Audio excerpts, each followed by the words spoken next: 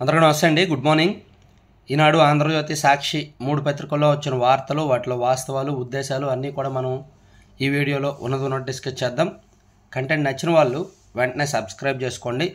ఈరోజు రేపు కూడా నేను జర్నీలో విజయనగరం అటు ఉండడం వలన ల్యాప్టాప్లోనే చేయాల్సి వస్తుంది. ఏమనుకోవద్దు, రేపు కూడా ల్యాప్టాప్లోనే మనం చేసుకుంటాం. ఎల్లుండి నుంచి యాజ్ యూజువల్ స్టూడియోలో ఉంటుంది. సో ఎక్కడున్నా సరే టైంకి 7:30-8 మధ్యలో మనం న్యూస్ పేపర్ అనాలిసిస్ రిలీజ్ చేయాలి ఖచ్చితంగా. అందుకని ఎక్కడున్నా నేను చేస్తాను, మిస్ అవ్వను. సో మనం చూసుకుంటే ఈరోజు ఈనాడులో బ్యానర్ వార్త, పోలీసుల పైన కూడా వైఎస్ఆర్ కాంగ్రెస్ పార్టీ ఏ విధంగా పైశాచికం ప్రదర్శించారు అనేది మనం చూడొచ్చు. ఇక్కడ అంటే వైసీపీ అధికారంలోకి వచ్చిన తర్వాత పోలీసులు వైఎస్ఆర్ కాంగ్రెస్ పార్టీకి ఏకపక్షంగా పనిచేస్తున్నారు చాలా చోట్ల. పోలీసులకి ఏమైనా ప్రశాంతత ఉందా? పోలీసులు అంటే మా పార్టీ వాళ్ళే కదా, మాకే అనుకూలంగా చేస్తున్నారు కదా అని ఏమైనా ఊరుకుంటున్నారా? వాళ్ళ మీద కూడా వైసీపీ వాళ్ళు దాడులు చేస్తున్నారనమాట. దాన్ని ఈనాడులో హైలైట్ చేశారు, పోలీసుల పైన పైశాచికం అని. సో ఉద్యోగులపై వైకాపా మోకల ప్రతాపం, 5 ఏళ్లుగా దాడులు దౌర్జన్యాలతో బెంబేలు, యమభటుల్లా రెచ్చిపోయిన నేతలు కార్యకర్తలు, అయినా నోరు విప్పిన ముఖ్యమంత్రి జగన్, మాటలకు పరిమితమైన ఫ్రెండ్లీ ఎంప్లాయీ ప్రభుత్వం. సో ఇది చాలా స్పష్టంగా వైసీపీ వాళ్ళు వచ్చిన తర్వాత పోలీసుల మీద, ఉద్యోగుల మీద ఏ విధంగా దాడి జరిగిందనేది. అధికారానికి అరాచకం తోడైతే రాక్షసత్వం జడలు విప్పుకుంటుంది. పాలనలో అహంకారం మితిమీరిపోతే విశృంఖలత్వమే రాజ్యమేలుతుంది. జగన్ 5 ఏళ్ల పాలనలో అచ్చం జరిగింది ఇదే. పేద సామాన్య జనంపై తమ ప్రతాపం చూపిన మంత్రులు, వైకాపా మోకలు, ఉద్యోగులు, పోలీసులను వదలలేదు. వారిని ఓ పూచిక పుల్లలుగా జమకట్టి ఎక్కడికక్కడ విరుచుకుపడ్డాయి అని మొత్తం డీటెయిల్డ్గా కొన్ని ఉదాహరణలతో సహా రాసుకొచ్చారు. చూడండి. పోలీసుడైతే ఏంటి, ఎవడైతే నాకేంటి, వాడిని లాగిపడేయండిరా, వాడి తల పగలగొట్టండి, ఆ తర్వాత సంగతి నేను చూసుకుంటా. కడపలో గత ఏడాది ఇంటెలిజెన్స్ ఇన్స్పెక్టర్ అనిల్పై కడప ఎమ్మెల్యే అంజద్ బాషా అనుచరుడు కారపురెడ్డి రాజగోపాల్ రెడ్డితో పాటు కొందరు దాడి చేస్తూ దుర్భాషలాడిన తీరు ఇది. చూసారా? ఎస్పీకి కాదు, వాళ్ళ అమ్మ మొగుడికి చెప్పినా నేను ఇలాంటి కేసులు పెడితే ఊరుకోను. ఎస్ఐ అలీబేగ్పై జనవరి 11న పొద్దుటూరు ఎమ్మెల్యే రాచమల్లి శివప్రసాద్ రెడ్డి ఆగ్రహం చేసినప్పుడు ఇది. ఏయ్ బాబు, ఏయ్ తమాషా చేస్తున్నావా, చొక్కా పట్టుకొని లాగేస్తా, ఎలా కనిపిస్తున్నా? విశాఖపట్నంలో 2022 ఫిబ్రవరిలో పోలీసులపై పశుసంవర్ధక శాఖ మంత్రి చిందులు. అంటే పోలీసుల మీద వైసీపీ వాళ్ళు ఏ విధంగా దాడులు చేశారు, ఏ విధంగా. యాక్చువల్లీ దీని ఉద్దేశం ఏంటంటే, ఈ కథనం జరిగిన సంఘటనల ఆధారంగా, జరిగిన సంఘటనల సమాహారంగా ఈ కథనం ఈనాడులో రాశారు. దీని ఉద్దేశం ఏంటంటే, అయ్యా పోలీసులు, మీరు ఇప్పుడు వైసీపీకి అనుకూలంగా పనిచేస్తున్నారు, కానీ మీ పరిస్థితి కూడా ఎలా ఉందో చూసుకోండి. సాధారణ ప్రజల మీద, ప్రతిపక్షాలతో పాటు మీ మీద కూడా దాడులు జరుగుతున్నాయి. సో మీరు వైసీపీకి అనుకూలంగా పనిచేయొద్దు, మిమ్మల్ని కూడా వాళ్ళు ప్రశాంతంగా ఉంచట్లేదు అనే ఉద్దేశంతో ఈ కథనం ఈనాడులో బ్యానర్ వార్తగా రాశారన్నమాట. సో తర్వాత 727 ఎకరాలు మింగేసే కుట్రంటండి. అన్నమయ్య జిల్లాలో వ్యాసరాయ మఠం భూములపై పెద్ద అయిన కన్ను.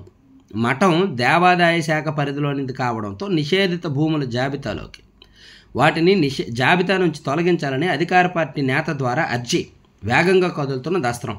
కుదరదంటూ దేవాదాయ శాఖ ఏజీ అభిప్రాయపడినా పట్టించుకొని పోయినాం. పాపం పెద్ద ఆయన కదా, పేద ఆయన, వైఎస్ఆర్ కాంగ్రెస్ పార్టీలో నెంబర్ 2 మంత్రి గారు, పెద్ద ఆయన, నిరుపేద సౌమ్యుడు. మన జగన్మోహన్ రెడ్డి గారు చెప్పారుగా నిరుపేద సౌమ్యుడు అని. సో ఆయనకు 727 ఎకరాల మీద కొన్నేశారంట. అన్నమయ్య జిల్లాలో ఓ మఠం భూములపై ప్రభుత్వంలో నెంబర్ 2గా ఉన్న పెద్ద ఆయన కన్నుపడింది. వాటిని ఎలాగైనా కొట్టేసేందుకు పెద్ద ఎత్తున ప్రయత్నాలు చేస్తున్నారు. నిబంధనల ప్రకారం కుదరదని దేవాదాయ శాఖ అధికారులు, న్యాయ నిపుణులు స్పష్టంగా పేర్కొన్నప్పటికీ ఆ భూములను సొంతం చేసుకునేందుకు పెద్ద మంత్రాంగమే నడుపుతున్నారంట. చూసారా? ఎన్నికలు కూడా అమల్లో ఉంది, అయినా సరే దస్త్రాలు కదిలిపోతున్నాయి. అరాచకాలు ఆగట్లా, అక్రమాలు ఆగట్లా, అవినీతి ఆగట్లేదు. ఇంత విచ్చలవిడితనం ఎక్కడైనా ఉందండి?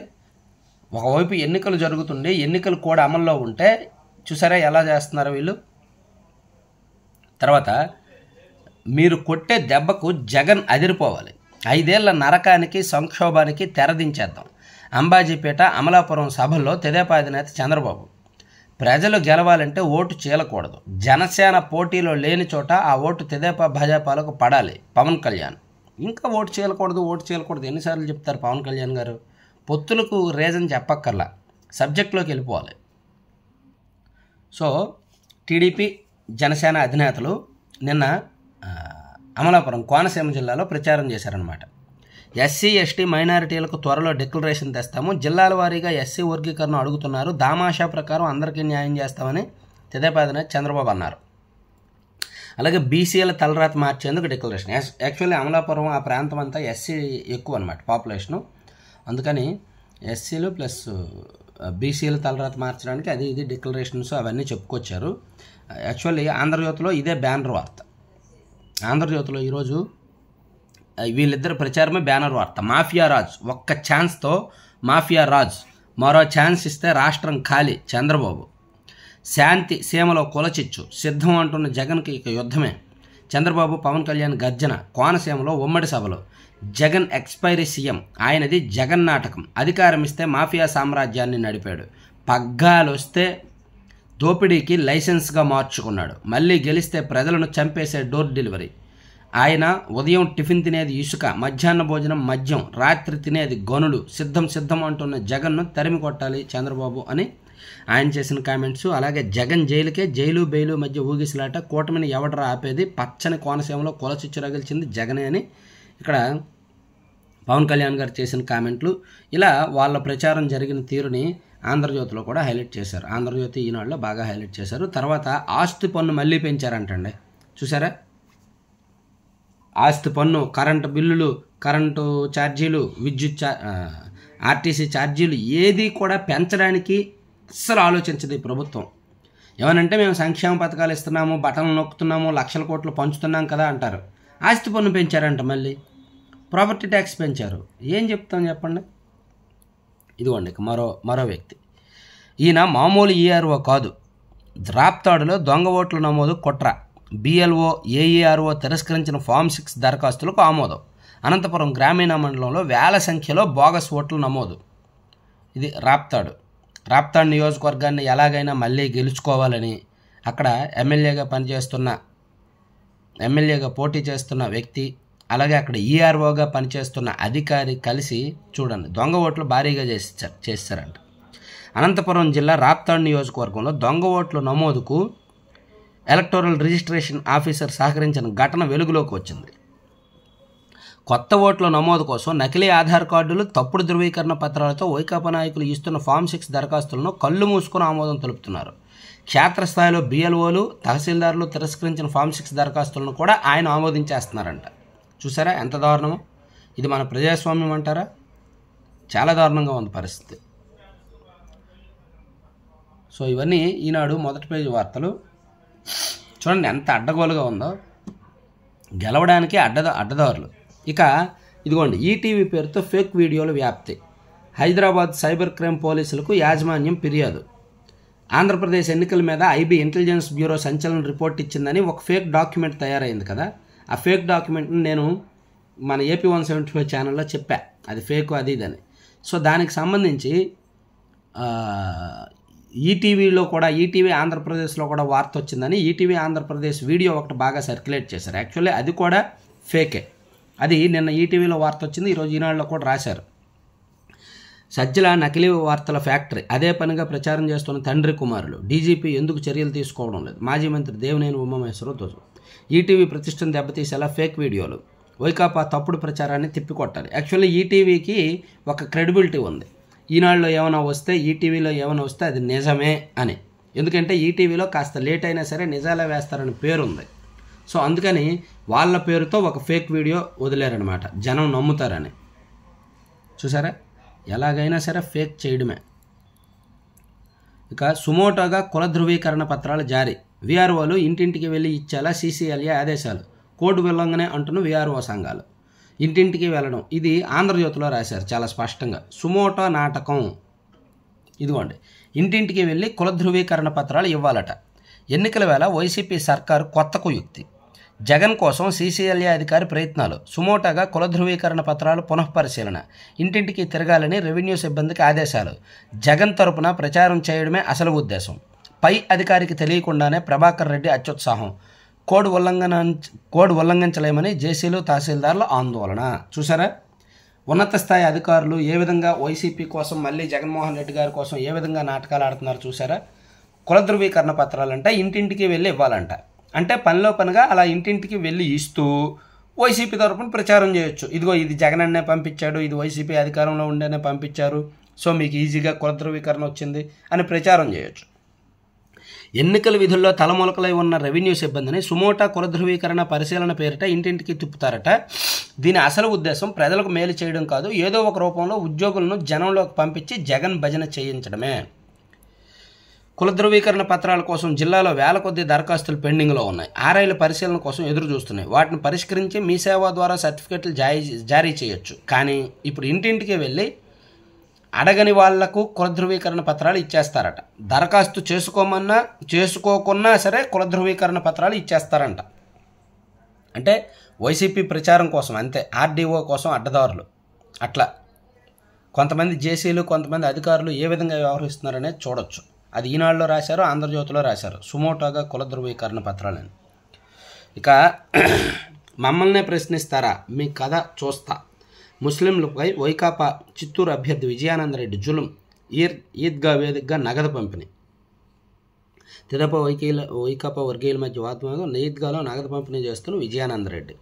మరి ఇది కోడి వల్ల కాదంటారా? నగదు పంపిణీ చేశారంట చూడండి ఈద్గాలో.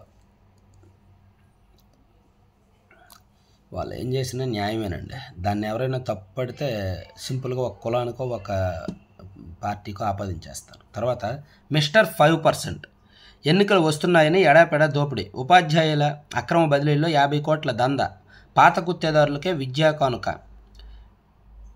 టెండర్లు లేకుండానే చిక్కీల బాధ్యత అప్పగింత. పాఠ్య పుస్తకాల ముద్రణను వదలని కీలక మంత్రి. తెలుసుగా కీలక మంత్రి ఎవరో? రాష్ట్ర కేబినెట్లో ఓ కీలక మంత్రి. వ్యవహారం సత్యకాలం సత్యయ్యలో ఉంటుంది. అర్థమైందిగా? సత్యకాలం సత్యయ్య, అందులోకి కీలక మంత్రి, అందులోకి విద్యాశాఖలో అక్రమాలు. సో అర్థమైపోయింది కదా. 5% ఆయన ప్రతి దానిలో కూడా 5% తీసుకుంటారు. టెండర్ లేకుండా నామినేషన్ పద్ధతిలో డబ్బు ఇచ్చేసి అందులో 5% కమిషన్ తీసుకుంటారంట. ఈ దందాలో కోట్లు పోగేశారంట. అన్నీ తెలిసిన సీఎం తనలాంటి మనిషే కదా అనుకొని మిన్నకున్నట్లున్నారు. తనలాంటి మనిషే కదా అని మిన్నకున్నారంట. ఇదిగోండి, వీసీల నియామకంలోను, ఉపాధ్యాయుల బదిలీల్లోనూ, అలాగే విద్యా కానుక పంపిణీల్లోనూ, టెండర్లోను, కోడిగుడ్లలోను, చిక్కీల్లోనూ అన్నింటిలో కూడా కమిషన్లు భారీగా తీసుకుంటారంట. సత్యకాలం సత్యయ్య, ఇంకా అంతకుమించి మనం చెప్పలేం. విజయనగరం జిల్లాకు చెందిన ఓ కీలక మంత్రి. సో మళ్ళీ గెలుస్తామో లేదో, మళ్ళీ గవర్నమెంట్ వస్తుందో లేదో అని చెప్పి గట్టిగా వేశారంట దెబ్బ. గట్టిగానే సంపాదించుకున్నారంట. అది ఈనాడులో చాలా కీలకంగా రాశారు. పాఠ్యపుస్తకాల్లో అవినీతి పొట్టలు, చిక్కీల పేరిట మేత, పేషీ నిర్వహణ పేరిట పాత వాసన, పేషీల నిర్వహణ పేరిట కూడా వసూళ్ళు అంట. బాధితులపైన ఎస్సీ ఎస్టీ కేసులు. వైకాపా వర్గీయులపై తేలికపాటి సెక్షన్లే. 100 మందిని వెంటేసుకువచ్చిన బాలినేనికి వత్తాసు. వైకాపా కార్యకర్తల వీరంగం. చోద్యం చూసిన పోలీసులు. మౌనమునుల జిల్లా ఎస్పీ సుమిత్ సునీల్. చూసారా? టీడీపీ వాళ్ళ మీదేమో ఎస్సీ ఎస్టీ కేసులు పెట్టారు బాధితుల మీద, వైసీపీ వాళ్ళ మీద కీలకమైన నాన్ బెయిలబుల్ సింపుల్ కేసులు పెట్టారు. ఆడవాళ్ళని అడ్డం పెట్టుకుని రాజకీయాల. మాజీ మంత్రి బాలినేనిపై తెదేపా అభ్యర్థి దామచర్ల ఆగ్రహం. ఇది నేను నిన్న చాలా క్లియర్గా ఎక్స్ప్లెయిన్ చేశాను, నిన్న ఒంగోలులో జరిగిన ఘటన గురించి. సో అది మీరు చూడొచ్చు. సో ఇవన్నీ ఈనాడు వార్తలు. లోపల పేజీల్లో కూడా కీలక వార్తలన్నీ కూడా చెప్పుకున్నాము. పుత్రోత్పాతం. వైకాపా ప్రజాప్రతినిధుల కుమారుల బరితెగింపు. వైఎస్ఆర్ కాంగ్రెస్ పార్టీలో పుత్రులు, కొంతమంది నాయకులు కుమారులు ఏ విధంగా అరాచకాలు చేస్తున్నారనేది ఇచ్చారు. కైకలూరు, ఒంగోలు, తర్వాత మచిలీపట్నం ఇవన్నీ ఇచ్చారు. తర్వాత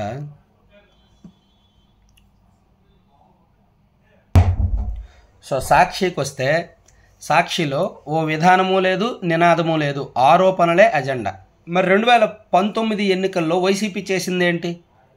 ఆరోపణలేగా టీడీపీ ప్రభుత్వం మీద చేసినవి. 6 లక్షల కోట్ల అవినీతి జరిగింది, అమరావతి, పోలవరము, అది ఇది అని చెప్పి 6 లక్షల కోట్లు టీడీపీ ప్రభుత్వం అవినీతి చేసింది అని చెప్పి 6 లక్షల కోట్లని ఒక ఆరోపణలతో పుస్తకం ముద్రించారుగా. మరి అప్పుడు చేసింది ఆరోపణలే కదా. అంటే వైసీపీ చేసింది మంచిది, వీళ్ళు చేసింది చెడ్డది. అంటే వీళ్ళు చేస్తే అదేదో సామెత ఉంటుంది, నేను ఎందుకులే, నా నోటి నుంచి ఎందుకులే అని చెప్పడం. సేమ్ వాళ్ళు కూడా ఆరోపణలే చేశారు కదా. 2019 ఎన్నికలకు ముందు అయితే టీడీపీ ప్రభుత్వం అధికారంలో ఉండగా 6 లక్షల కోట్లు అవినీతి జరిగింది, చంద్రబాబు 6 లక్షల కోట్లు మేసారని చెప్పి ఒక పెద్ద బుక్కే ఇచ్చారు. 6 లక్షల కోట్లు కాదు కదా, 6,000 కోట్లు కాదు కదా, 600 కోట్లు కూడా అవినీతి నిర్ధారించలేదు, కోర్టుల్లో తేల్చలేదు, నిరూపించలేదు. సో వైసీపీ వాళ్ళు అప్పుడు చేసిన ఆరోపణలే. ఇప్పుడు రాజకీయాలంటేనే ఆరోపణలు చేయడం. ఆరోపణలు చేసిన దాని మీద ఆధారాలు చూపించాలి, ఆధారాల మీద కోర్టులు శిక్షలు వేయాలి. వీళ్ళందరూ ఆరోపణలకే పరిమితం అవుతారు. ఈవెన్ వైసీపీ గవర్నమెంట్ ఒకవేళ మారితే నెక్స్ట్ టీడీపీ గవర్నమెంట్ వస్తే ఆధారాలు కూడా దొరికిపోతాయి. వైసీపీ చేసిన అవినీతి మీద ఈ మద్యంలో ఏం జరిగింది, ఏ బ్రాండ్లు తెచ్చారు, ఎంతెంత తీసుకున్నారు, తయారీ ఎక్కడ, డిస్ట్రిబ్యూషన్ ఎక్కడ, ఎంతెంత కమిషను, ఎంత నొక్కారు, అసలు క్యాష్ అయ్యి ఎందుకు తీసుకుంటున్నారు, డిజిటల్ పేమెంట్లు ఎందుకు యాక్సెప్ట్ చేయలేదు, ఈ వ్యవహారాలన్నీ బయటకు వచ్చేస్తాయి గవర్నమెంట్ మారితే, టీడీపీ కూటమి గవర్నమెంట్ కనుక వస్తే. సో ప్రస్తుతానికి వాళ్ళ అధికారంలో లేరు కాబట్టి ఆరోపణలు చేస్తారు. అధికారంలోకి వచ్చాక ఆధారాలు సంపాదిస్తారు. వైసీపీ వాళ్ళు అధికారంలోకి వచ్చినా ఆధారాలు సంపాదించలేకపోయారు. సో అది సాక్షిలో విధానము లేదు, నినాదము లేదు, ఆరోపణలే అజెండా. 2014-19 మధ్య తాను చేసిందేమీ లేక చంద్రబాబు దుష్ప్రచారము, విధ్వంసపాలన, రాష్ట్రాన్ని నాశనం చేశారంటూ రోజు అరుపులు అని సాక్షిలో ఒక బ్యానర్ వార్త వేశారు. తర్వాత చంద్రబాబు పేదల ద్రోహి, వైద్య విద్యను వ్యాపారంగా మార్చిన పెత్తందారుడు. అవునా? 17 కళాశాలల్లో పేద మధ్యతరగతి విద్యార్థులకు మరిన్ని అవకాశాలు. అసలు 17 కళాశాలలు ఎక్కడ వచ్చాయండి? 5గా వచ్చింది. 5లో కూడా ఫీజు 12 లక్షలు ఫీజు ఎక్కువ కదా. అసలు మెడికల్ వైద్య విద్యను వ్యాపారంగా ఎవరు చేశారు చెప్పండి? వైద్య విద్యను వ్యాపారంగా ఎవరు చేశారు?